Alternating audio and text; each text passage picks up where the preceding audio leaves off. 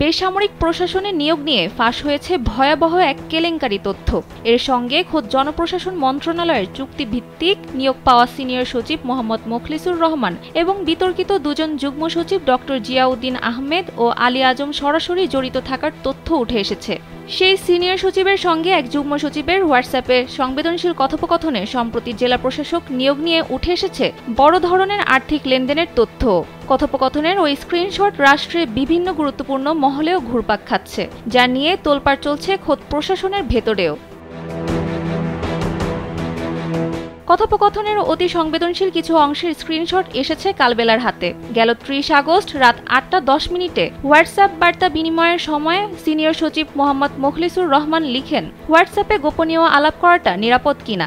জবাবে যুগ্ম সচিব ডক্টর জিয়াউদ্দিন আহমেদ বলেন, স্যার, হোয়াটসঅ্যাপে তো প্রবলেম নেই, হাসিনাই পারে নাই, আর এখন তো গোয়েন্দাগুলো দুর্বল হয়ে গেছে।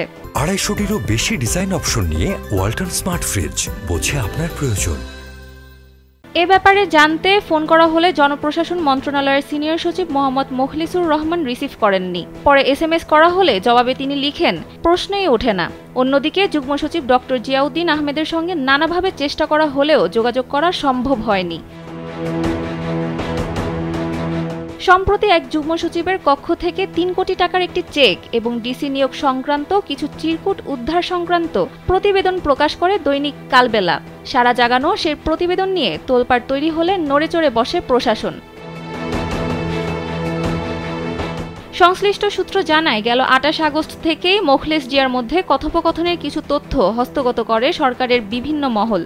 আলাপচারিতায় সিনিয়র সচিব যুগ্ম সচিব জিয়াকে হোয়াটসঅ্যাপে কথা না বলে সরাসরি কথা বলতে বলেন, কারণ এখন তিনি সংবেদনশীল চেয়ারে আছেন এবং তাকে গোয়েন্দারা নজরে রাখছে বলেও উল্লেখ করেন। কিন্তু সরকার পতনের পর গোয়েন্দা সংস্থাগুলো আগের মতো সক্রিয় নয় দাবি করে ডক্টর জিয়া সিনিয়র সচিবকে আশ্বস্ত করেন।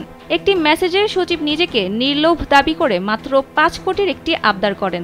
জিয়া তাকে সুখবর দিয়ে বলেন ১০ কোটি রাখার কথা। এতে সচিব তার সাথে সহমত প্রকাশ করেন, তবে টাকা পয়সার প্রতি নিজের তেমন লোভ নেই বলেও জিয়াকে জানান তিনি। আলাপে সচিব গোয়েন্দা সংস্থাকে গিরগিটি হিসেবে আখ্যা দিয়ে সেদিকে খেয়াল রাখার পরামর্শ দেন জিয়াকে। এ বিষয়ে জিয়া ওই সিনিয়র সচিবকে অভয় দিয়ে কোনো টেনশন না নিতে আশ্বস্ত করেন। আলাপে সচিব অর্ধেক ডলারে আর বাকিটা তার লোকের কাছে নগদে দেওয়ার জন্যও বলেন। তানজিদা ইসলাম, কালবেলা।